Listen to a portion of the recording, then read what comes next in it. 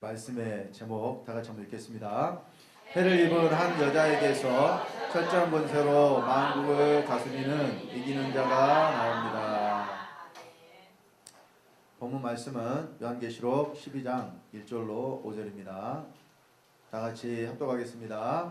하늘에 큰 이적이 보이니 해를 입은 한 여자가 있는데 그 발 아래는 달이 있고 그 머리에는 12별의 면류관을 썼더라. 이 여자가 아이를 베어 해산하게 되매 아파서 애써 부르짖더라. 하늘에 또 다른 이적이 보이니 보라 한 큰 붉은 용이 있어 머리가 7이요 뿔이 10이라. 그 여러 머리에 7 면류관이 있는데 그 꼬리가 하늘별 3분의 1을 끌어다가 땅에 던지더라. 용이 해산하려는 여자 앞에서 그가 해산하면 그 아이를 삼키고자 하더니 여자가 아들을 낳으니 이는 장차 철장으로 만국을 다스릴 남자라. 그 아이를 하나님 앞과 그 보좌 앞으로 올려가더라. 아멘.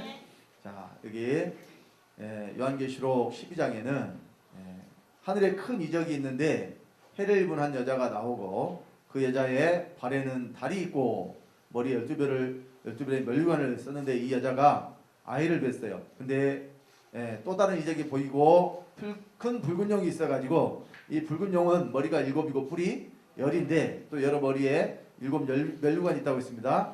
그 용이 하늘별을 끌어다가 땅에 던져버리고 또 여자가 해산하려고 하는데 그 아이를 삼키려고 하죠. 이런 일이 있었습니다. 근데 여자가 아들을 낳았어요. 근데 이 아들을 낳으니까 이는 장차 철장으로 만국을 다스릴 남자라 이렇게 말씀을 하고 있습니다. 자, 여러분 성경은 기본적으로 하나님의 말씀이니까 이 말씀이 다 이루어져야 되겠죠. 반드시 말씀은 이루어져야 됩니다.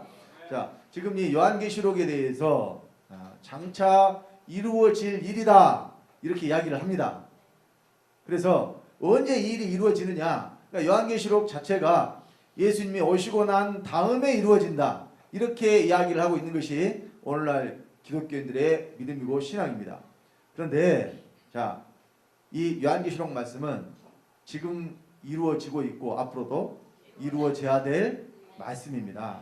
자, 과거에 이 계시록의 말씀이 기록되었을 그때에는요 이런 말씀들을 이해할 수 있는 지식이 없었습니다. 그래서 사도 요한이 이 요한계시록을 기록을 했지만은 그가 천사가 보여준 대로 말씀을 기록했지만 그가 장차 일어날 일이 어떻게 일어날 것인가는 그는 알지 못하고 본대로 기록을 한 거예요. 보여준 대로 기록을 한 겁니다. 그래서 사도 요한의 눈에는 해를 입은 한 여자가 있고 또 붉은 용이 보였기 때문에 그대로 기록을 했어요. 그러면 이런 말씀들에 대해서 문자적인 해석만을 가지고 지금 만약에 성경을 해석하자면 자, 해를 입은 한 여자가 있다. 그러면 해가 저기 태양을 말합니다. 사람이 태양을 입어요? 태양을 만약에 입은다고 합시다. 그럼 어떻게 되겠어요? 순식간에 다 녹아버리겠죠. 있을 수가 없는 일이죠. 그러니까 이 해가 그 해를 말하는 게 아니고 또 여자도 그 여자를 말하는 게 아닙니다. 또 여기 이제 붉은 용이 나오죠. 그 붉은 용은 자, 용은 상상 속의 동물이라 그래요. 동양이나 서양이나 용이 실제로 있습니까? 근데 성경은 이 용에 대해서 뱀이요, 마귀요, 사단이라고 하고 있어요. 그래서 이런 부분들에 대한 해석이 지금 굉장히 잘못돼서 잘못 전해지고 있는 부분들이 많아요. 어떤 성경에는 이 계시록 12장 1절과 5절 말씀 밑에 설명과 이 참조할 그런 어떤 단어들을 이렇게 써놓은 성경이 있잖아요. 그런 성경 가지고 계신 분들 있죠? 그럼 거기에 제가 정확하게 어떤 성경인지 모르겠는데 제가 한번 본 적이 있어요. 진짜로 용을 그려놨어요. 그 성경이 좋은 성경입니까? 거기 진짜 용이 그려져 있어요. 그러니까 좋은 성경이라고 써놓고 뭘 그려놨어요? 진짜로 용을 그려놨어요. 그러면 그 성경을 본 사람들은 이거 성경책이니까 성경책에 용이 그려져 있으니까 진짜로 용이 나와가지고 입에서 막 불을 품고 여러분 그 괴수 영화 같은 거 보면 그런 장면들 나오잖아요. 또 여러분 계시록 13장에 가면 또 어떤 일이 일어나냐면 바다에서 짐승이 나와요. 그럼 바다에서 나오는 짐승은 도대체 어떤 짐승일까요? 뭐 고질라 같이 그런 괴수가 나와가지고 막 그냥 다 때려 부수고 다니고 막 이런 얘기일까요? 그러니까 전혀 말도 안 되는, 아마 모르긴 몰라도 저 좋은 성경에 틀림없이 요한계시록 21장 하늘로부터 내려오는 거룩한 성 예루살렘은 진짜로 장과 관과 고가 같은 성이 우주선처럼 하늘에서 내려오는 그림이 또 있을지도 몰라요. 없어요 그것은? 있는 성경도 있어요. 그러니까 보세요. 문자적인 뜻으로 이렇게 성경을 해석하면은 말도 안 되는 소리가 된다는 겁니다. 그래서 성경이 말씀하고 있는 이 해를 입는 것이 무엇이고, 또 이 여자는 뭘 말하고, 또 이 여자가 낳은 아이는 뭘 뜻하는 것이고, 또 이 붉은 용이 뭘 하는 것인지를 지금부터 말씀을 드릴 테니까 잘 들으시기 바랍니다. 여러분 계시록을 모르고서는요 하나님의 말씀이 이루어질 수가 없습니다. 자, 먼저 이 해를 입은 여자는 하나님을 입은 교회를 말해요. 해를 입은 여자는 뭘 입은 교회? 하나님을 입은 교회. 여자가 뭔 교회냐? 성경에 보면 여자는 교회로 나와요. 지금부터 그것도 설명을 드릴 테니까, 자, 먼저 해에 대해서 보면 성경의 해는 누구를 말하느냐? 여호와 하나님을 해라고 그랬어요. 자, 시편 84편 11절에 다 같이 합독합니다. 여호와 하나님은 해요 방패시라. 여호와께서 은혜와 영화를 주시며 정직히 행하는 자에게 좋은 것을 아끼지 아니하실 것임이니이다. 자, 여호와 하나님을 해라고 그랬죠.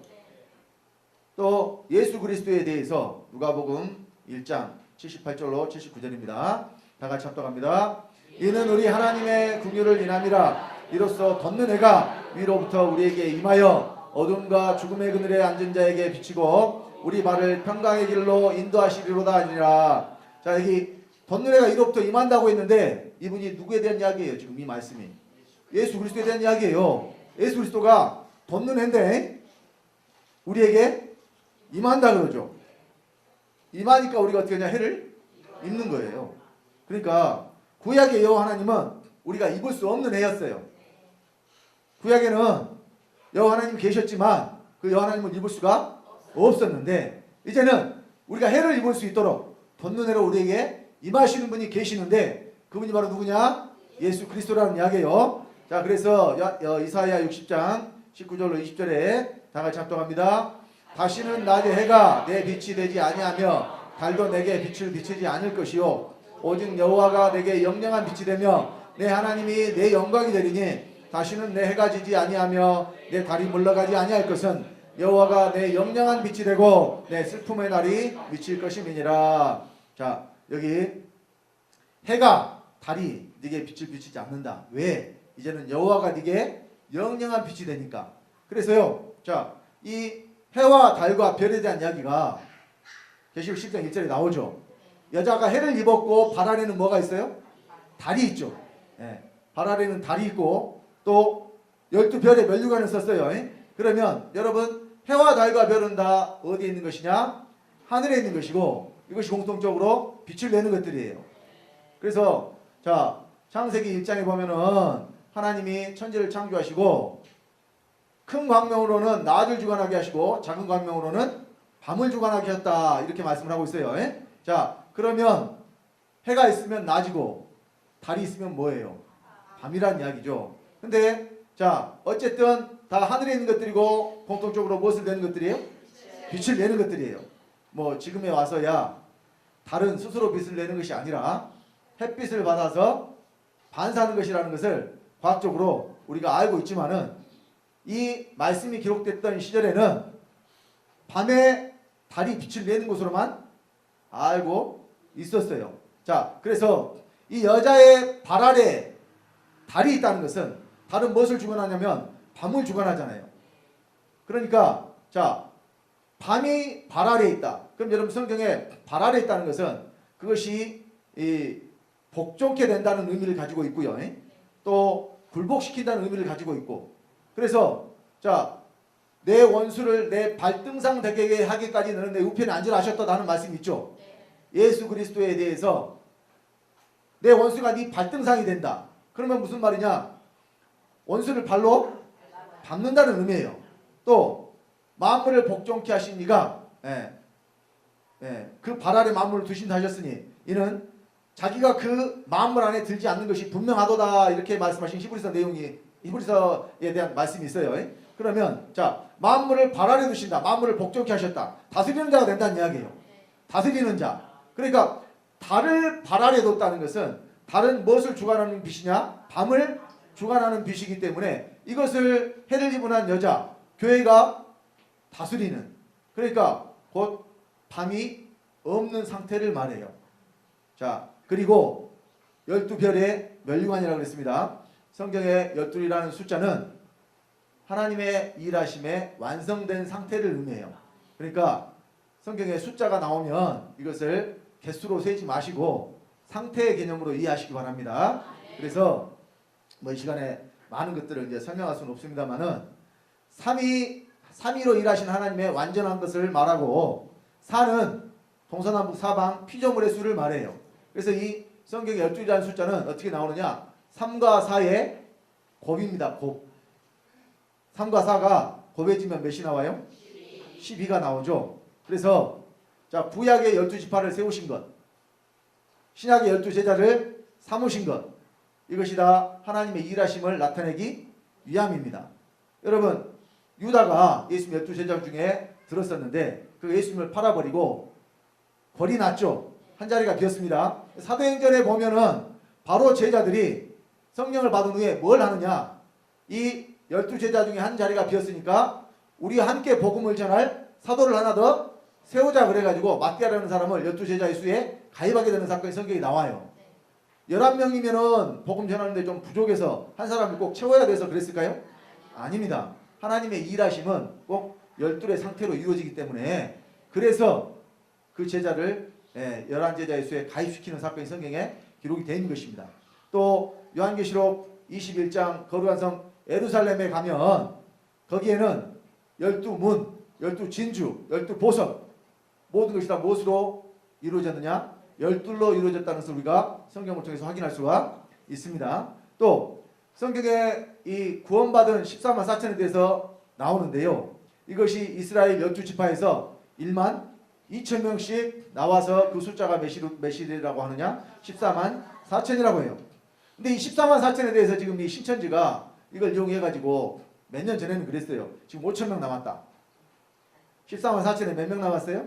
5천 명 남았다. 그러니까 5천 명 안에 들어가려면 얼른 들어와야 된다. 이렇게 해서 많이 이야기를 했어요. 지금은 어떻게 하는지 모르겠는데 여러분 이건 숫자로 사람 수 채우는 이야기가 아닙니다. 이스라엘 12지파에서 많은 그러니까 이 사람들이 전부 다 지파에서 1만 2천씩 나오잖아요. 1만 2천. 그러면 이 숫자로 1만 2천 명을 말하는 게 아니라니까요. 하나님 일하심에 완성된 상태로 그들이 온전하게 구원받는 것을 성경이 지금 말씀을 하는 것입니다.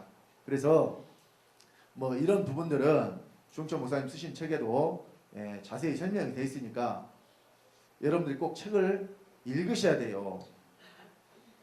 책을 제가 모르긴 몰라도 여기서 전국 5만 교회 책을 4번이나 보냈는데 여기 계신 성도님들 중에서도 아직 책을 한 번도 안 읽으신 분들도 있을 거예요 아마. 내가 다 안 읽었다 한 것이 아니고 안 읽은 분들도 있을 거라고 그랬잖아요. 설교를 잘 들어요. 딴소리 하지 마시고. 자, 그래서 이 말씀이 그냥 믿으면 되는 것이 아니라 아는 만큼만 믿어진다는 것을 아시기 바랍니다. 여러분 세상에서도요 누가 와가지고 당신 나 좀 믿으라고 이야기하면은 내가 당신 뭘 보고 믿느냐? 내가 당신을 언제 알았다고 내가 당신을 믿느냐? 이렇게 말 안 해요? 이렇게 말하죠. 그런데 우리가 믿을 만한 사람이라는 것은 그동안 계속해서 보아왔고 또 겪어봤고 지내왔기 때문에 어때요? 그 사람의 됨됨이를 잘 알고 있기 때문에 말하지 않아도 저 사람은 믿을 만한 사람이라는 신뢰가 내게 있으면은 자연히 어때요? 그 사람에게 대해서는 믿음이 가는 거예요. 그러니까 왜 믿음이 가냐? 그 사람에 대해서 내가 아니까 믿음이 가요. 그러면 여러분이 하나님을 믿을 때도 그냥 믿는다고요? 천만의 말씀이에요. 여호와를 알고 믿으라 그랬어요. 예? 야, 우리가 여호와를 알자, 힘써 여호와를 알자 그랬어요. 그럼 또 여러분 알자 그러니까 지식적으로 머리에 담으라는 이야기가 아니에요. 예? 여러분 성경은 분석하고 연구해야 될 것이 분명히 있지만은, 예, 여러분 각자가 다 그렇게 성경을 연구하고 분석해서 믿으라 그러면 언제 이기라고, 예? 언제 공부하고, 다른 일은 저도 못해요. 근데 이렇게 할 사람들이 있어요. 그래서 분석하고 연구해서 전해주면 여러분들은 듣고 알고 믿으면 된다는 이야기예요. 그래서 여러분들이 말씀 듣는 것이 그렇게 중요하다는 이야기입니다. 듣지 않으면은, 예, 어떻게 알겠어요? 알 수가 없죠. 예? 전하지 않으면 어떻게 듣겠어요? 그러니까 전해야 되고 들어야 되고 알아야 됩니다. 예? 자, 그래서 이 해를 입었다 하는 것은 여호와 하나님을 입었다는 것이고 또 예수 그리스도를 입었다는 거예요. 예? 자, 그리고 여자가, 제가 교회라 그랬는데 해를 입은 여자는 교회라 그랬는데, 자, 성경에 가장 큰 비밀이 바로 그리스도와 교회에 대한 비밀이라고 에베소서 5장에 말씀을 하고 있습니다. 자, 다 같이 합독합니다. 이러므로 사람이 그 부모를 떠나 그 아내와 합하여 그 둘이 한 육체가 될지니 이 비밀이 크도다. 내가 그리스도와 교회에 대하여 말하노라. 사도 바울을 통해서 성경의 가장 큰 비밀이 바로 그리스도와 교회에 대한 비밀이다. 그러면 여러분, 이 그리스도와 교회에 대한 비밀을 사도 바울이 이야기하면서 어떤 이야기를 하고 있느냐? 사람이 부모를 떠나 그 아내 앞에 둘이 한 육체가 되라. 사람이 둘이 있죠. 여기 사람이 둘이 있잖아요.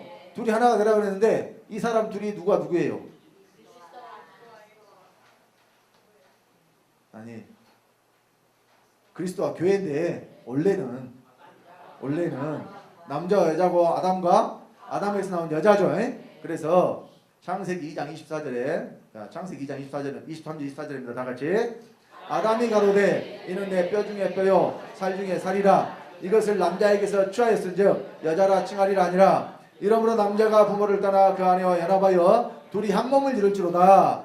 창세기 2장 24절에 이 말씀을 사도 바울이 에베소서 5장 32절에 기록하면서 이 비밀이 어떤 비밀이라 그래요? 큰 비밀이다. 다른 비밀을 말할 때는 크다고 말 안 했어요. 하나님의 비밀 골로새서 2장 2절에 또 골로새서 1장 20절 21절에 그리스도의 비밀을 말씀하실 때에는 크다고 말 안 했는데, 여기 에베소서 5장 31절 2절에 그리스도와 교회에 대하여 말할 때는 이 비밀이 뭐라 그래요? 크다고 그랬어요. 왜 이 비밀을 크다고 그랬을까요? 자, 둘이 연합하여 한 몸을 이루면은 거기서 어떤 일이 일어나요?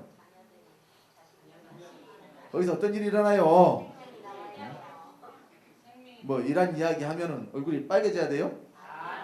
이런 이야기 하면은 기쁨이 넘쳐야 돼요. 왜? 생명 얻는 이야기니까. 여러분, 그래서 둘이 한 육체가 되면, 생명이 나오는데, 근데 문제는 마귀가 만나서 생명을 내놓으면 뭔 생명이 나와요? 마귀 생명이 나오죠. 자, 세상 사람들이 태어나면서부터 죄 중에 출생하고 죄 중에 잉태하는 사람들인데, 그들이 만나서 자식을 낳으니 또 뭐가 나와요? 죄 중에 잉태한 자식이 또 죄 중에 태어나요. 그러니까 뭐가 나오느냐? 죄인이 나와요. 죄인들은 다 누구 자식이냐? 마귀 자식이에요. 그럼 하나님이 그 둘이 한 육체가 되라는 것이 죄진 사람끼리 결혼해가지고 자식들 많이 낳는 이야기일까요? 물론 또 자식들을 많이 낳아야죠, 여러분들이. 왜냐하면 죄인이 구원받는 것이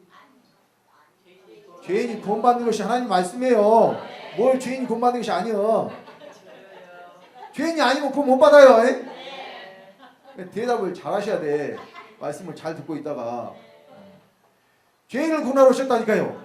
그러니까 누가 구원받느냐? 누가 하나님 아들 되느냐? 죄인임을 깨달아 아는 자들.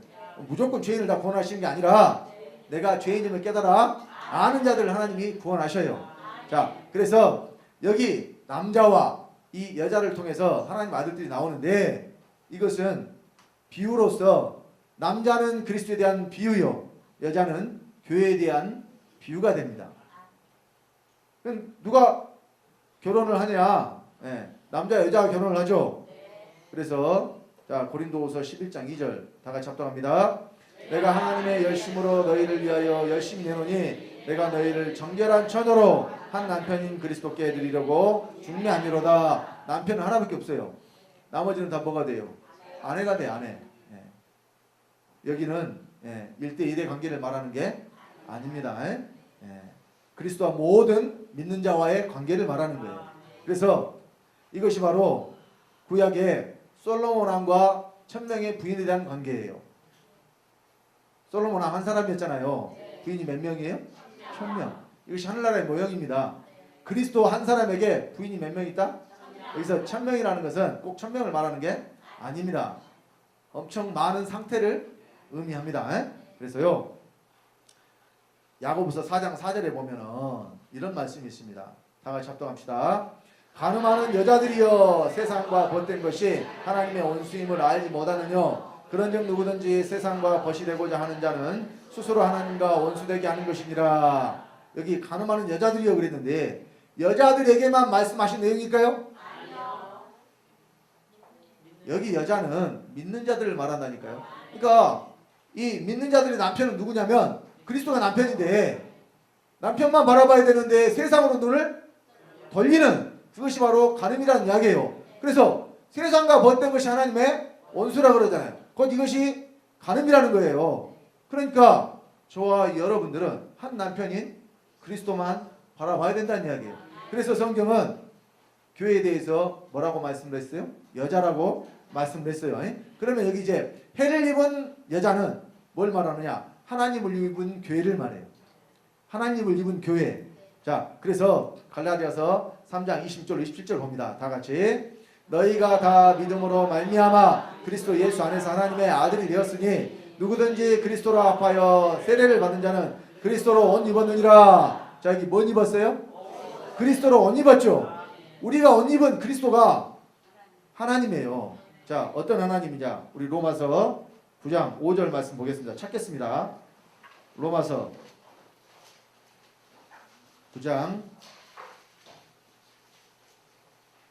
5절입니다.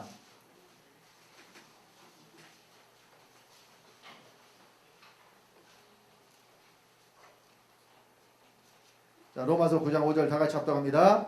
조상들도 저희 것이요 육신으로 하면 그리스도가 저희에게서 나셨으니 저는 만물 위에 계셔 세세의 찬양을 받으실 하나님이시니라. 그리스도가 만물 위에 계셔 세세의 찬양 받으실 하나님이라고 그러잖아요. 그러면 우리가 그리스도로 옷 입었다는 것은 뭘 입었다는 거예요? 하나님을 입었다는 거죠. 하나님을 입었잖아요. 우리가 하나님의 아들 된 사람은 다 뭐 입었어요? 하나님을 입었어요. 그런데 이 하나님을 또 뭐라 그래요? 해라고 그랬죠. 해를 입었다는 것은 그걸 뭘 입었다는 거예요? 하나님을 입었다는 거예요. 근데 자, 해를 입은 여자가 있는데 모든 사람이 다 해를 그냥 처음부터 다 입는 게 아니에요. 반드시 먼저 어떤 일이 일어나야 되느냐? 해를 입은 한 여자가 먼저 나와야 돼요. 어떤 여자가 나와야 돼요? 해를 입은 한 여자가 나와야 돼요. 그러면 이 해를 입은 한 여자는 자, 말 그대로 하나님을 입은 한 사람이 나와야 된다는 이야기예요. 그럼 여러분, 자, 우리가 이 시대에 오늘날 전해지는 복음을 봐요. 그리스도가 안에 계신다고 전해져요. 사람 밖에 저 하늘에 하나님 아버지 오른쪽에 계시다가 장차 오신다고 전해져요. 또 어떤 사람들은 그리스도가 내 안에 계신다고 말하는 자들이 있어요. 지난 4월 특별반 때도 한 분이 오셔서 자기소개 그리스도가 계신다고 말을 하더라고요. 그래서 제가 물어봤죠. 그러면 하나님 아버지 오른쪽에는 그리스도가 계십니까 안 계십니까 물어봤더니 거기도 계신대요. 그러면 장차 그리스도가 공중에 구름 타고 오십니까 안 오십니까 그랬더니 장차 오신대요. 그러면은 자기 속에 있는 그리스도는 누구고 하나님 아버지 오른쪽에 계신 그리스도는 또 누구예요? 그러니까 보세요. 말이 안 맞아요. 계신다고 말은 한데 그건 자기 말이지 실제로 계시지를 않는 거예요. 그래서 오늘날 전해지는 복음들을 살펴보면 물론 주영철 목사님께서도 이 복음을 전하기 전까지는 실제로 하나님을 믿기 전까지는 그런 복음 안에 다 있었어요. 그러니까 자, 증거가요. 해를 입은 한 여자가 최초로 이 시대에 된 사람이 누구냐? 주정철 목사님이라는 증거가 스스로 이 자기가 자기를 증거하는 것이 아니라 목사님이 기록하신 책을 통해서 증거가 되는 거예요. 전국 5만 교회에 우리가 보내놓은 이 책에 믿는 자들이 다 하나님을 입어서 해를 입은 여자가 돼야 될 것을 지금 말씀을 하잖아요. 자, 오늘 많은 이단들이요, 이 해를 입은 한 여자라는 이 계시록 12장 2절 12장 이 말씀을 가지고 저 혼자만 해를 입은 여자다 이렇게 이야기를 해요. 지금 뭐 이 한국 교회를 망치고 있는 세 가지가 있다고 그래요. 삼신관 그 교리에 빗대서 우리 서울의 원민재 목사님이 설교를 하더라고요. 첫째가 이 신천지, 삼신인데 첫 번째 신이 신천지, 두 번째가 그 신옥주라고 그 들어보셨죠? 피지에 그 낙원이 있다 그래가지고 거기 사람들 이주시키는 그 일 있었잖아요. 그 과천에가 그 교회가 있었고 아마 뉴스 보셨을 거예요. 거기서 그 사람들은요 타작해야 된다고, 타작마당에서 타작을 해야 된다고. 어떻게 하냐, 뺨을 사정없이 때리면 그것이 타작이래요. 뺨을 사정없이 때리면은 죄가 사라진대요. 근데 여러분, 우리가 들을 때는요 얼척없는 일이지만은 이 영이 잡혀버리니까 거기서 그냥 빠져나오지를 못하고 자기 재산 다 정리해가지고 진짜로 피지에 낙원 있다고 거기 가가지고 계속 노동만 하면서 이렇게 삶을 사는 사람들이 있다니까요. 거기 여자 목사가 신옥주예요. 신씨죠. 신천지 신옥주. 또 신사도 운동이라 그래가지고 신대영이 그 왕권이라고 과거에 여기 훈련하러 오신 분들 중에도 갔다 오신 분들 많아요. 거기 예수가 실제로 현현 나타났다니까요. 여자 집사를 통해서. 그 여자 집사 이름이 뭐라 했는데 이름이 생각이 안 나네. 뭐 생각나시는 분 없나? 변호사 누구라 그랬지 그? 그건 중요하지 않으니까 어쨌든. 자, 그래서 거기서요 말씀을 먹는데 어떻게 먹느냐? 설교를 하면은 말씀을 집어다 입으로 이렇게 집어넣는 신용을 해요. 말씀을 막 입에다 집어넣어. 그러면 이렇게 집어넣는다고 말씀이 들어가요? 뭐 하는 짓들을 한번 봐봐요. 이단들이 하는 짓을 한번 봐봐요. 사람들이 봤을 때 상식적으로 그게 말이 되는 소리예요? 근데 그런 짓을 하고 있어요. 근데 빠져나온 사람들은 거기서 빠져들어간 사람들은 표현하지를 못하게 미혹돼 버리니까. 그런데 그런 자들의 공통점이 뭐냐면 신천지는 이만 혼자 보혜사라 그러죠. 지 혼자만 해를 입은 여자라고 하는 거예요. 여러분, 이 우리 주한께서 전해지는 이 복음은, 또 주정청 목사님 통해서 전해지는 이 복음은 어떤 한 사람만, 특정한 사람만 해를 입은 여자가 되는 것이 아니라니까요.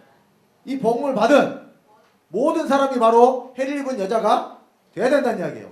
그러니까 갈라디아 3장 20절 27절 말씀이 이루어지려면 믿음으로 우리가 하나님의 아들이 되었으면 어떻게 하느냐? 그리스도로 옷 입으라는 거예요. 그리스도로 옷을 입어야 하나님의 아들이라는 이야기입니다.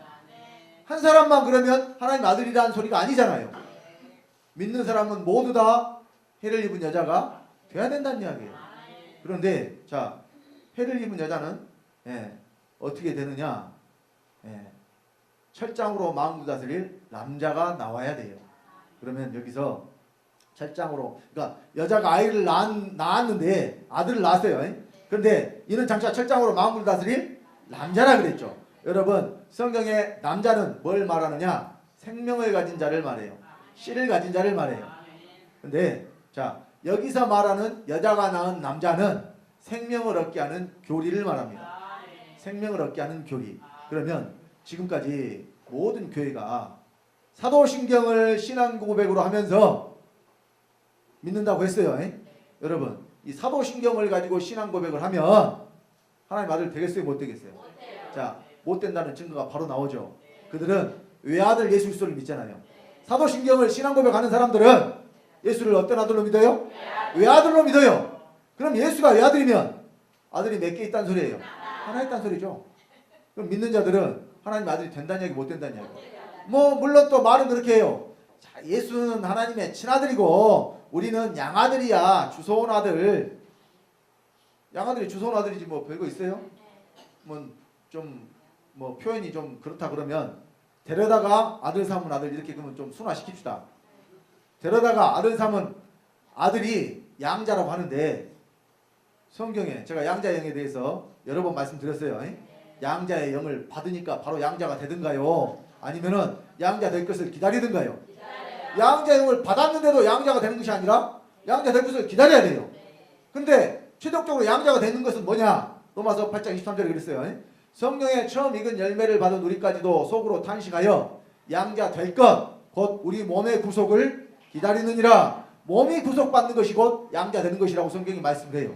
몸의 구속은 뭐냐? 우리 몸에서 죄가 하나도 없이 다 사라져버리는, 우리 몸이 거룩한 산제사로 하나님께 드림받는 그 상태를 성경은 양자 되는 것이라고 했어요. 곧 나아서 기르고 양육해가지고 기업을 이을 자, 후사가 되게 하시는 것, 이것이 하나님의 양자 되는 겁니다. 데려다가 아들이 아닌데 아들 삼아주는 것이 아니란 이야기예요. 그래서 아버지가 우리를 낳으셨다고 그러잖아요. 야고보서 1장 18절에 우리로 조물 중에 한 천열매가 되게 하시려고 진리의 말씀으로 우리를 낳으셨느니라. 하나님 우리를 낳았다니까요. 낳았으니까 우리가 하나님의 친아들이에요. 데려온 아들이에요. 친아들입니다. 히브리서 2장 11절에 또 이렇게 말씀하시죠. 거룩하게 하시는 자와 거룩하게 함을 입은 자들이 다 하나에서 난지라. 그러므로 형제라 부르시기를 부끄러워 아니하시고, 한 하나님 아버지에게서 예수 그리스도로 나오셨고 우리도 거기서 났어요. 그러니까 예수님과 우리가 뭐가 돼요? 형제. 그러니까 예수님은 맏아들이 된다고 그러잖아요. 로마서 8장 29절에 하나님이 미리 아신 자들로 그 아들의 형상을 본받게 하기 위하여 미리 정하셨으니 이는 그로 많은 형제 중에서 맏아들이 되게 하심이니라. 예수를 어떤 아들 되게 해요? 맏아들 되게 했단 말이에요. 맏아들. 그러면 예수님이 처음부터 맏아들 된 게 아니라 맏아들이 되게 하심이라 그랬죠. 그럼 예수를 맏아들 되게 하려고 하니까 어떤 일이 일어나야 돼요? 그렇죠. 예수님의 동생들이 나와야 예수님이 맏아들 돼요. 예수님 혼자 절대 맏아들 될 수가 없어요. 그래서 우리 하나님 아버지의 경륜은 예수 그리스도로 말미암아 자기의 아들들이 되게 하는 것입니다. 고린도전서 1장 30절에 너희는 하나님께로부터 나서 그리스도 예수 안에 있고 예수는 하나님께로부터 나와서 우리에게 지혜와 의로움과 거룩함과 구속함이 되셨다고 말씀을 하고 있습니다. 한 하나님 아버지께로부터 나왔기 때문에 예수님과 우리가 형제가 되는 겁니다. 그래서요, 이 사도신경으로 신앙 고백하는 자들은 스스로 어떤 고백을 하는 것이냐? 나는 하나님의 친아들이 아닙니다 하고 고백을 하는 거예요. 스스로 자기가 아들 아니라고 하는데 하나님의 아들이라고 하겠어요? 네. 그래서요, 자, 이 오늘날 이 잘못된 교리 안에서 아들들 되는 일을 막아버렸습니다. 이것이 바로 불금령의 교리예요. 사단도요, 말씀을 변개시켜가지고 살짝 변하게 한다니까요. 그러니까 여러분, 남자분들은 군대 가서 사격을 해봤겠습니다만은 실사격을 하기 전에 반드시 0점 사격을 합니다. 0점 사격은 뭐냐면 자기가 가진 총, 그러니까 사람마다 이 겨누는 자세가 다를 수 있잖아요. 자기가 총을 받아가지고 그 가늠자와 가늠쇠를 맞춰서 표적에 내가 겨눈 것이 정확하게 거기에 이 형성이 되는가, 탄착점이 형성이 돼요. 세 개가 삼각형이 되면 그 간격을 조정을 해요. 크리크를 조정한다 그러죠. 가늠자 가늠쇠 조정을 해요. 여자분들은 뭔 소린가 하겠는데 그냥 가운데 맞출 수 있도록 겨눈다고 생각을 하시면 돼. 근데 자, 여기서 좀만 벗어나면 관역을 어때요? 비껴가버려요. 관역을 비껴가버린다니까요. 그러니까 말씀이 좀만 틀어져도요, 제대로 생명을 얻을 수가 없게 돼버려요. 그러니까 여러분, 사단이 노리는 것이요, 예수를 하나님의 아들이 아니라고 믿어라 이렇게 안 한다니까요. 사단은요, 예수를 하나님의 아들로만 믿어라 이렇게 해요. 예수 하나님 아들이 아니라고 믿는 사람 있어요? 오늘날 기독교인 중에 다 예수 하나님 아들로 믿죠? 그런데 예수를 그로 안 믿잖아요. 예수님을 그로 안 믿어요. 예수님을 그로 믿으라고 했는데 누가 예수님을 그로 믿으라고 그랬어요? 예수님을 그로 믿으라고 그랬어요. 그러니까 우리 예수님을 누구로 믿어야 돼요? 예수님을 그로 믿어야 구원받을 수 있다는 이야기예요. 예수님을 그로 믿는다는 것은 예수님을 아버지로 믿는 거예요. 그러면 예수가 아버지다 이게 아니고 예수는 우리가 똑같은 육체를 가진 사람으로서 하나님의 아들인데 그 사람이신 예수님 속에 아버지가 계신다고 믿는 거예요. 이것이 바로 예수님을 그로 믿는 겁니다. 근데 오늘날 기독교인들의 신앙은 예수님이 이 땅에 육체를 입고 계셨을 때에 하나님 아들이실 때 하나님 아버지가 어디 계셨느냐 물어보면 이렇게 이야기를 해요. 이렇게. 어디에? 네. 저기 계신데 저기. 예수님은 여기 계신다겠는데 예수님은 아버지가 여기 내 안에 계신다고 했는데 기독교인들은 예수님 말씀 안 믿어요. 예수님이 이 땅에 계실 때 아버지 어디 계셨다고요? 네. 이렇게 하면 저희가 하늘인가? 네. 그렇게 이야기를 해요. 그래서 이렇게 믿는 사람들은 예수님을 구로 믿는 것이 아니기 때문에 내가 그인 줄 믿지 않으면 너희가 너희 죄 가운데서 죽으리라 말씀하신 대로 그들이 죄 때문에 죽는 거예요. 예수님은 죄인을 구원하러 오셨는데 자기 죄 때문에 죽는 결과를 맞게 되는 것입니다. 그래서요 예수님을 믿을 때 구로 못 믿게 하는 것이 마귀의 실수예요.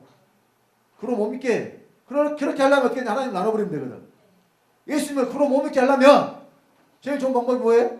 하나님 나눠버려. 아버지는 따로 계신다. 예수님도 따로 계신다. 성령도 따로 계신다. 근데 셋이 안 하고 하나다. 그러면 말만 셋이 아니라고 셋이 아니고 하나라고 한다고 해서 셋이 하나가 됩니까? 오늘날 기독교인들이 믿는 하나님이요 세 분 하나님이요. 그래서 왜? 성부, 성자, 성령이 각각 따로 계신다고 믿거든요. 이 삼신간 교리 안에서는요 절대 구원받을 수 없습니다. 이 교리가 그래서 불균형의 교리예요. 이렇게 전하면 제가 전하는 이것이 유튜브에 올라가요.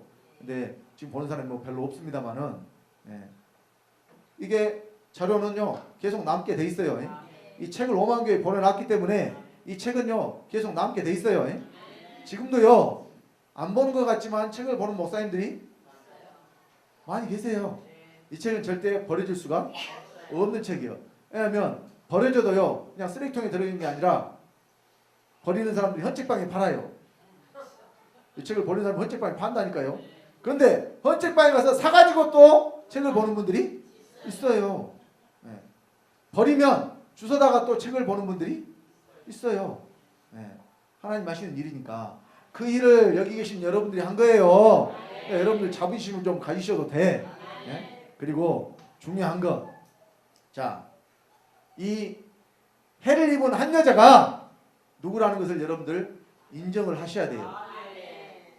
주영철 목사님이 해를 입은 한 여자라는 것을 인정을 안 하는 사람들은 이 복음 안에, 은혜 안에 깊이 들어올 수가 없어요. 제가 사실은 제 입으로 이런 말씀 드리기가 사실 다른 분들보다 제가 좀 더 좀 꺼리는 면이 있어요. 왜? 육신으로서 나는 아들 되는 사람이기 때문에. 그러니까 서울에서는 다른 목사님들을 통해서 해를 입은 한 여자가 바로 춘천 목사님이다 계속 전해지고 있어요. 자, 그것이 왜 증거로 나왔느냐? 책을 통해서 나왔다니까요.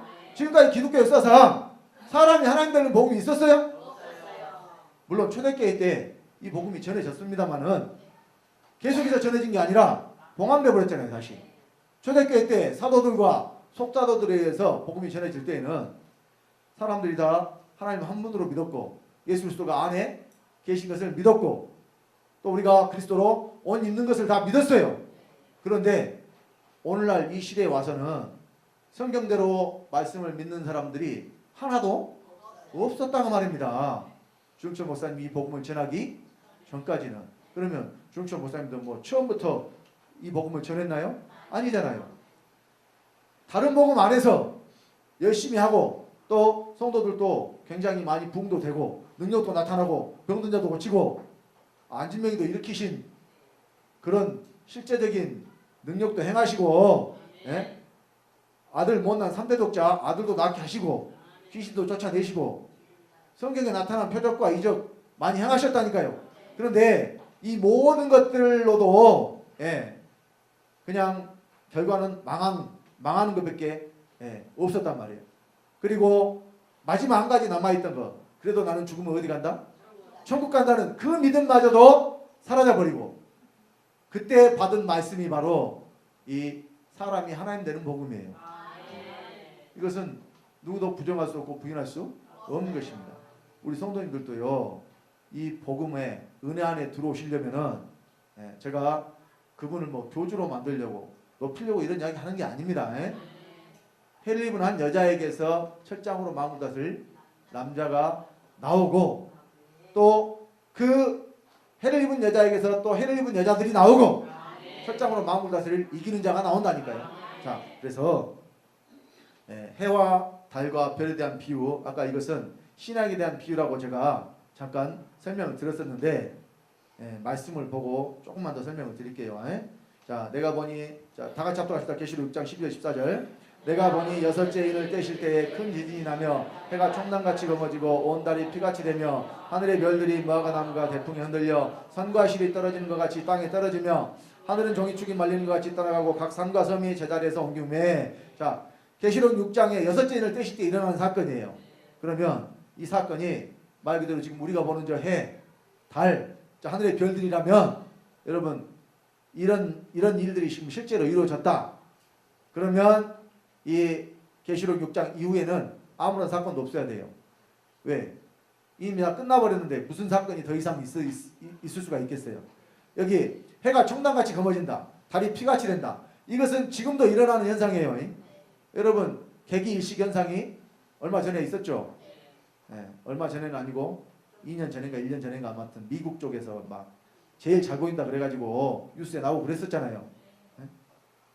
이 일식 현상들은 지금 이 시대에서는 사람들이 어떻게 생각을 해요? 재앙의 징조라고 생각을 하죠. 환란의 징조라고 생각을 하죠. 그래요? 뭐 또 얘라고 대답하시는 분들은 저 고구려 시대 사람들인가? 이 시대에는 해가 가려져서 검어지는 것에 대해서 우주쇼라 그래요. 평생 한번 보기 힘든 일이다. 그래가지고 그걸 구경하려고 사람들이 하룻밤 숙박비를 200만 원씩 주고 방을 얻는다고 그러잖아요. 뉴스에 보니까 그러더라고요. 그러면 이런 일들에 대해서 사람들이 구경거리라고 생각을 하지 재앙의 징조라고 생각을 안 한단 말이에요. 왜? 지금은 다 아니까. 지식을 알아요. 왜 해가 이렇게 검어지는지. 그것은 지구와 달과 해가 일직선상에 놓이면은 지구와 달이 훨씬 가깝기 때문에 달이 해를 지구의 시선에서 가려버리니까 어떻게 돼요? 검게 보이는 거예요. 지식으로 다 아니까 이런 일이 일어나도 겁에 질려서 두려움에 떠는 사람이 한 사람도 없다는 이야기예요. 그런데 이 지식을 모를 때 과거에는 그랬을까요? 우리 그 역사적인 기록도 나와 있습니다만은 나라에 큰 재앙이 올 징조로 봤어요. 그래가지고 제사장들이 막 제사를 지내고 막 그 나라 전체가 그냥 막 큰일 당할 줄 알고 이렇게 두려움에 떨었었다니까요. 지식을 몰랐을 때에는. 자, 그러면 여기 별들이 떨어진다고 했을 때, 저 하늘의 별이 우리 지구에 떨어진다? 그럼 여러분 한번, 제가 보니까 이 우리가 사는 태양계 있죠, 태양계. 우리가 지금 사는 이 태양을 중심으로 태양계가 있잖아요. 지구가 속해 있는. 우리 태양계하고 제일 가까운 별이 43광년 떨어져 있다고 합니다. 얼마 떨어져 있어요?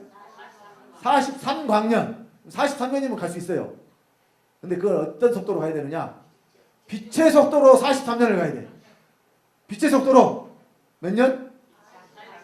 제일 가까운 별에 가는데, 우리 이 태양계에서 제일 가까운 별에 가는데 빛의 속도로 몇 년? 43년. 그러면 그 제일 가까운 별이 우리 지구에 떨어지는데 걸리는 시간이 빛의 속도로 떨어져도 43년 걸려요. 그럼 여러분 밤하늘에 별이 떠 있는데 그 별들이 반짝이는 별들이 대부분은 몇 백만 년, 몇 천년, 가까워도 몇 백년, 몇 천년, 몇 백만 년 떨어져 있다니까요. 그러면 그 별들이 우리 지구에 떨어진다? 어느 세월에 떨어지겠어요? 여러분들이 어젯밤에 본 그 별빛은 만약에 100만 년 떨어져 있는 별빛을 봤다면 그 빛이 우리한테 도달하기까지 몇만 년 걸린 거예요? 100만 년 걸린 거예요. 100만 년. 별들이 떨어진다는 것은요. 그러니까 자, 해는 낮을 중간하고 달은 밤을 중간하고 별에도 이제 밤에 별이 뜨죠. 이제 성경의 별은 뭐냐면 말씀에 대한 진리, 말씀이 깨달아져서 여러분들에게 실제가 되는 상태, 이것이 바로 별이에요. 그러니까 믿는 자들에게 별이 된다 그러잖아요. 우리 다니엘서 12장 2절로 3절. 자, 다 같이. 땅의 티끌 가운데서 자는 자 중에 많이 깨어 영생을 얻는 자도 있겠고 수욕을 받아서 무궁히 부끄러움을 입을 자도 있을 것이며 지혜 있는 자는 궁창의 빛과 같이 빛날 것이요 많은 사람을 옳은 대로 돌아오게 한 자는 별과 같이 영원토록 비치리라. 사람이 별과 같이 영원토록 비친 자가 된다고 그러잖아요. 그래서 빛이 되라는 이야기예요. 성경에 우리가 해, 달, 별 이거 다 뭐 되라는 이야기예요? 빛이 되라는 이야기예요. 빛이 있어야 된다는 이야기 좋아요 여러분들에게. 네. 그래서 자 이사야 30장 26절에 다 같이 합독합니다. 여호와께서 그 백성의 상처를 싸매시며 그들의 맞은 자리를 고치시는 날에는 달빛은 햇빛 같겠고 햇빛은 칠대가 되어 일곱 날의 빛과 같으리라. 여러분 달빛이 햇빛 같아져 버리면 밤이 있다는 얘기 없다는 얘기예요. 달빛이 햇빛 같아져 버렸으니까 밤이 있다는 얘기 없다는 얘기예요. 밤이 없는 상태를 말해요. 자 햇빛은 칠배가 돼 일곱 날의 빛과 같아. 그러면 햇빛이 막 뚜가진다는 이야기 아니라니까요. 완전한 빛을 말해요. 그래서 자, 이 성경에 해, 빛, 뭐 별, 달 이런 것들은 실제 뭐 하늘에 뜨는 저런 천체, 우주에 대한 이야기를 한 것이 아니라 우리 신앙에 대한 믿음에 대한 상태를 말씀하고 있다는 것을 여러분들이 알고 믿으시기 바랍니다. 그래서 이 붉은 용, 제가 붉은 용은 마귀라 그랬죠. 이 마귀가요. 아까 계시록 12장 3절로 4절 어떤 일을 하느냐? 그 꼬리가 하늘별 3분의 1을 끌어다가 땅에 던져버려요. 별을 땅에 던져버리죠. 또 여자가 해산하려고 하는데 그 아이를 어떻게 삼키고자 해요. 그러면 자 철장으로 만국을 다스릴 남자가 못 나오게 방해하는 것이 바로 이 마귀의 하는 일이에요. 자 먼저 이 뱀에 대해서 용에 대해서 성경이 뭐라고 말씀하고 있는 거 봅시다. 우리 계시록 12장 10절로 9절 다 같이 합독합니다. 하늘에 전쟁이 있으니 미가엘과 그의 사자들이 용으로 더불어 싸우세 용과 그의 사자들도 싸우나 이기지 못하여 다시 하늘에서 저희의 있을 곳을 얻지 못한지라. 큰 용이 내어 쫓기니 곧 뱀 곧 마귀라고도 하고 사단이라고도 하는 온 천하를 깨는 자라. 땅으로 내어 쫓기니 그의 사자들도 저와 함께 내어 쫓기니라. 여기 큰 용이 내어 쫓기는데 옛뱀이라 그러죠. 이 옛뱀이 누구냐? 아담을 하와를 범죄케 한 그 뱀이 바로 옛뱀이에요. 근데 그 옛뱀이 곧 뭐예요? 마귀라고도 하고 사단이라고도 하는 온 천하를 깨는 자예요. 이 마귀가 어디로 쫓겨났어요? 땅으로 쫓겨났어요. 이 땅이 어디냐면 사람이다. 사람. 육체를 가진 사람. 그래서 뱀에게 너는 종신토록 흙을 먹을 것이니라 그랬잖아요. 뱀에게 뭘 먹으라 그랬어요? 흙. 흙은 육체를 가진 사람이에요. 그러니까 마귀가 어디서 활동을 하느냐? 육체를 가진 사람 속에서 활동한다니까요. 그러니까 예수님이 뭘 심판하러 오셨어요? 세상 임금을 심판하러 오셨잖아요. 예수님이 심판하러 오셨어요. 뭐를 심판해요? 세상 임금 마귀. 세상 임금 마귀 어디가 있어요?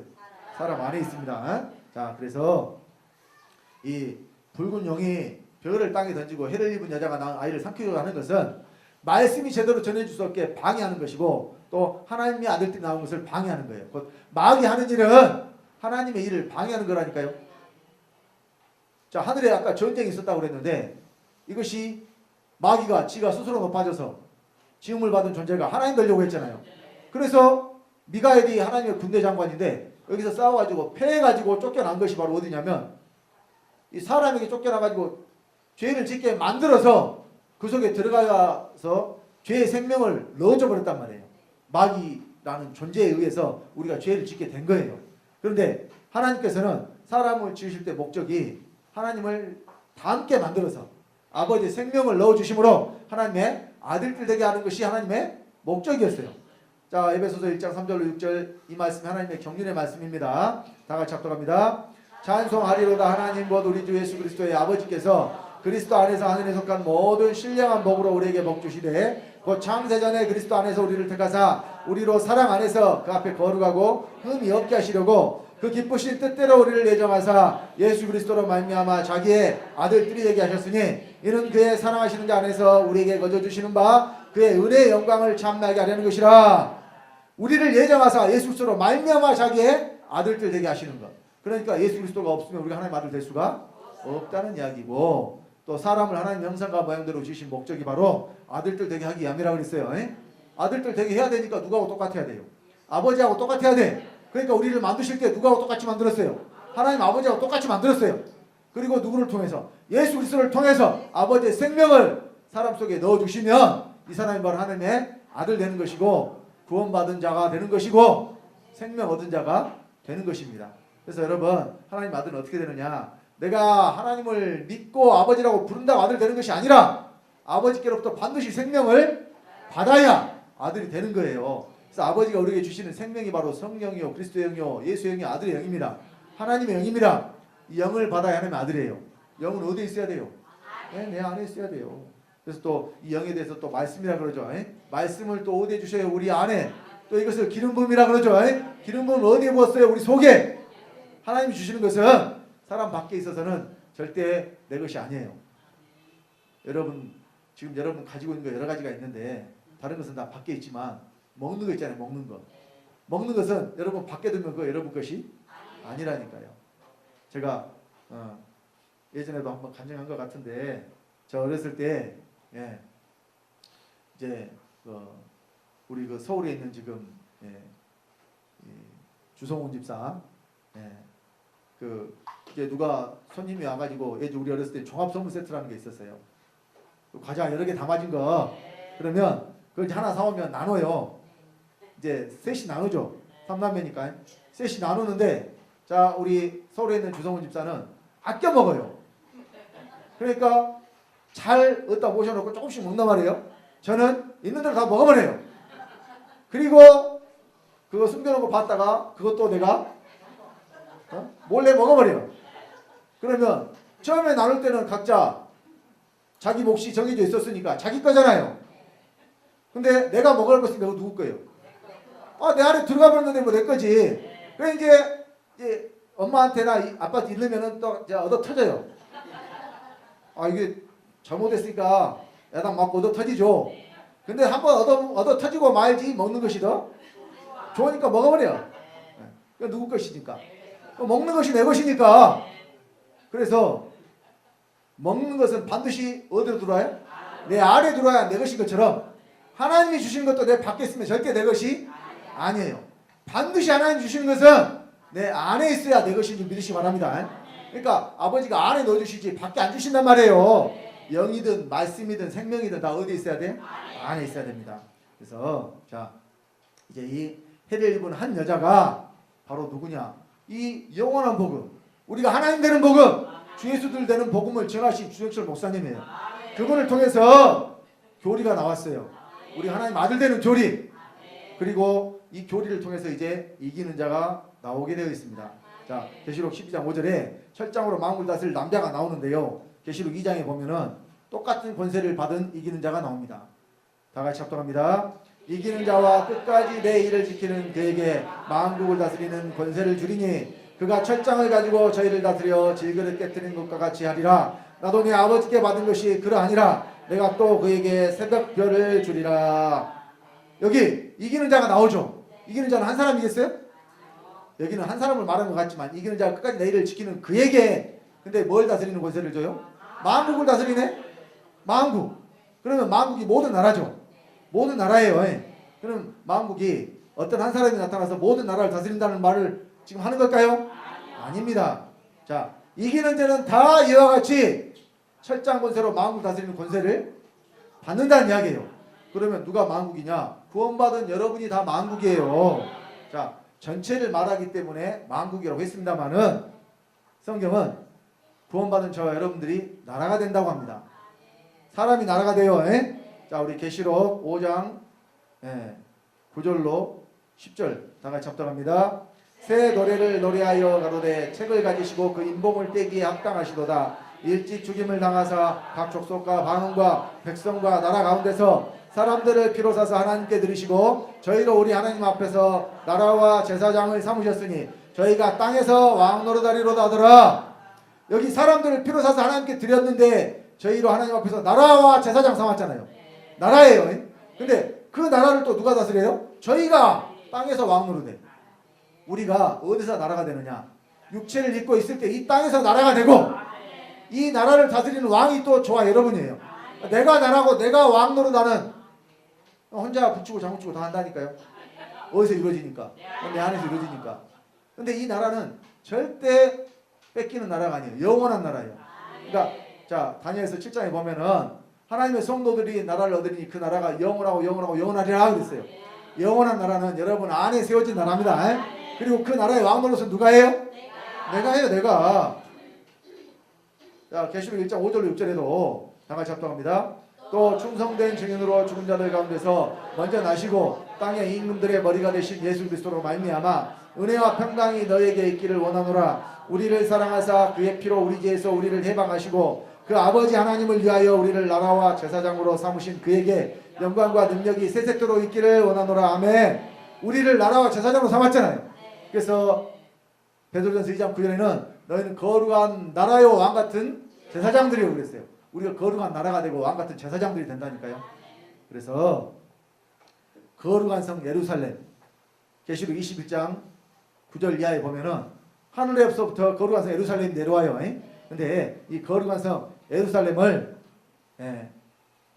어린 양의 아내라고 했습니다. 자, 우리 다 같이 합독합니다. 7대접을 가지고 마지막 7재앙을 담은 7천사 중 하나가 나와서 내게 말하여 그러되 이리 오라. 내가 신부 곧 어린 양의 아내를 네게 보이리라 하고 성령으로 나를 데리고 크고 높은 산으로 올라가 하나님께로부터 하늘에서 내려오는 거룩한 성 예루살렘을 보이니 어린 양의 아내를 네게 보이리라 하고 뭘 보여줬어요? 거룩한 성 예루살렘을 보여줬잖아요. 그러면 진짜 우주선처럼 무슨 성이 내려오면은 어린 양이 그 성하고 결혼한다는 이야기예요? 아니잖아요. 이 거룩한 성 예루살렘에 들어가는 자들이 곧 어린 양의 신부가 되는 거예요. 그런데 이 거룩한 성 예루살렘에 누가 들어가느냐? 요한계시록 21장 23절 27절입니다. 다 같이 합동합니다. 그 성은 해나 달의 비침이 쓸데없으니 이는 하나님의 영광이 비치고 어린 양이 그 등이 되심이라. 만국이 그 빛 가운데로 다니고 땅의 왕들이 자기 영광을 가지고 그리로 들어오리라. 성문들을 낮에 도무지 닫지 아니하리니 거기는 밤이 없음이라. 사람들이 만국의 영광과 존귀를 가지고 그리로 들어오겠고 무엇이든지 속된 것이나 가증한 일 또는 거짓말하는 자는 결코 그리로 들어오지 못하되 오직 어린 양의 생명책에 기록된 자들 뿐이라. 자, 생명책에 기록된 자들이 어디에 들어가느냐? 거룩한 성 예루살렘에 들어가는데, 그런데 만국이 빛 가운데로 다니잖아요. 만국을 나라들이라고 했잖아요. 모든 나라가 빛 가운데로 다닌대. 그러면 이 나라가 사람이라는 것이 바로 26절에 알 수가 있잖아요. 사람들이 만국의 영광과 존귀를 가지고 그리로 들어오겠고, 사람들이 뭘 가지고 들어와요? 만국의 영광과 존귀를 가지고 들어와요. 근데 그들이 누구냐? 땅의 왕들이요. 24절에 땅의 왕들이 자기 영광을 가지고 그리로 들어오리라 그랬죠. 좀 전에 우리가 계시록 5장 9절 10절 봤어요. 나라와 제사장을 삼은 그들이 땅에서 왕 노릇하죠. 누구 이야기예요? 지금 여기 들어가는 사람들이 구원받은 저와 여러분들, 나라가 돼서 땅에서 왕 노릇하는 저와 여러분들이 영광을 가지고 거룩한 성 예루살렘에 들어가는 이야기예요 지금. 근데 영광은 누가 받느냐? 잘 다스리는 사람. 아무나 영광 받아요? 여러분, 우리 역사를 봐도요, 영광을 받는 왕이 있고, 네? 후손 대대로 그냥 손가락질 받는 왕이 있잖아요. 연산군을 여러분 높이고 영광스럽게 이야기합니까? 연산군 폭군이라 그러죠. 네? 왕 취급도 안 하잖아요. 근데 세종대왕 얼마나 영광 높임을 받아요 지금. 세종대왕이 얼마나 훌륭하신 분이에요. 만약에 세종대왕이 한글을 창제하지 않으셨다면 우리 여전히 지금 한글 쓰고 있어요. 한글. 그러면 여기 문맹 글씨 모르는 분들이 아마 제가 모르긴 몰라도 반 이상 될 수도 있어요. 한자는 여러분 배우기가 쉬운 것이 아니잖아요. 어렵잖아요.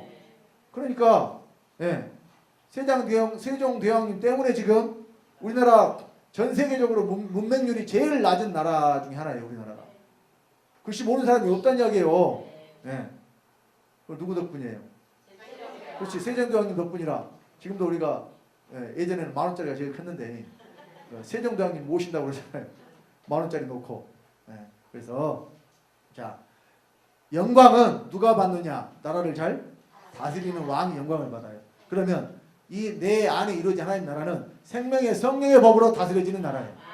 이것을 우리가 이 땅에서 잘 다스렸을 때 영광과 존귀를 가지고 거룩한 성 예루살렘에 들어가는 이야기예요 지금. 그러니까 자, 철장으로 만국을 다스릴 본세를 이제 받아야 또 이기는 자가 되죠. 그러니까 여러분, 이 모든 것들이 이제 이 시대에 이루어집니다. 요한계시록 말씀이 이루어지고 있어요. 저와 여러분을 통해서. 저와 여러분 통해서 이루어지고 있다니까요. 그래서 속히 되시기 바랍니다. 여러분, 왕 노릇을 철장 권세로 잘 다스리는 왕이 되어서 거룩한 성 예루살렘에 들어가시기를 예수 이름으로 간절히 축원드립니다. 기도하겠습니다. 아버지 하나님, 주님의 은혜를 감사드립니다.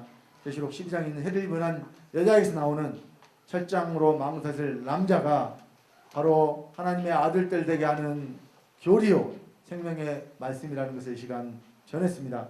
우리 사랑하는 주학교 성도님들 이 말씀들을 깨달아 알아서 이제 저들 속에 하나님 나라가 이루어지게 하시고 또한 그 나라를 다스리는 왕 노릇을 잘하는 자들이 되어서 거룩한 성 예루살렘에 한 사람도 빠짐없이 다 들어가게 하시고 이 땅에서 우리 아버지의 모든 말씀을 이루어드리는 아버지의 거룩한 후사들 되기에 부족함이 없도록 인도하시고 함께하여 주시옵소서. 말씀 가운데 함께하신 주님께 감사를 드리며 주 예수님으로 말미암아 주 예수님의 생명을 받고 주 예수가 된 하나님의 아들 주선의 모사가 기도드렸습니다.